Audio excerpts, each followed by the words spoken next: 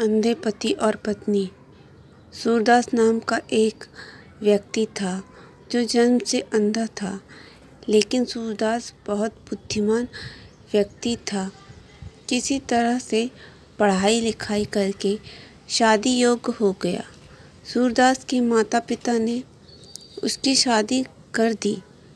उसकी पत्नी की आंखें ठीक थीं, जो कि सूरदास को उनकी बुद्धित्व के आधार पर अपना पति बनाया था। दोनों का जीवन अच्छे से चलने लगा। कदम कदम पर सूरदास की पत्नी उसकी सहायता में लगी रहती थी। एक दिन सूरदास के घर में किलकारी गूंजी और उन्हें एक पुत्र रत्न की प्राप्ति हुई, जबकि सूरदास की पत्नी की आंखों में कीड़ा चले जाने की वजह से वह अंधी हो गई, जिसके कारण उन्हें अपना जीवन जीने में बहुत परेशानी आने लगी।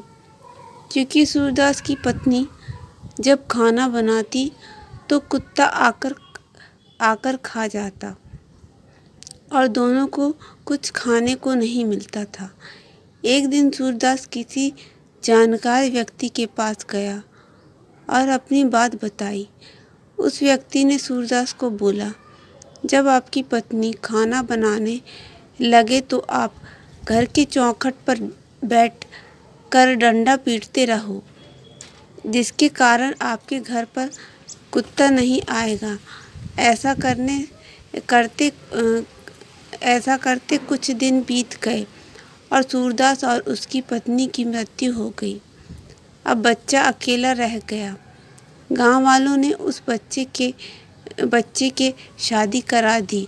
अब सूरदास के बेटे की पत्नी जब खाना बनाती तो उसका बेटा अपने पिता की तरह चौखट पर बैठ के डंडा पीटता रहता था।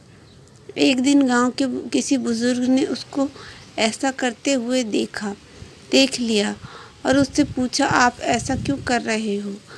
उसने बोला, जब मेरी माँ खाना बनाती थी तो मेरे पिताजी भी ऐसे ही करते थे, इसलिए मैं भी कर रहा हूँ। बुजुर्ग ने बोला, उनको ऐसा करने के लिए मैंने ही बताया था, क्योंकि आपके माता पिता की आंखें नहीं थीं, जिसके कारण खाना कुत्ता आकर खा जाता था। आपके पिताजी खाने को कुत्ते से बचाने के लिए डंडा पीटते रहते थे।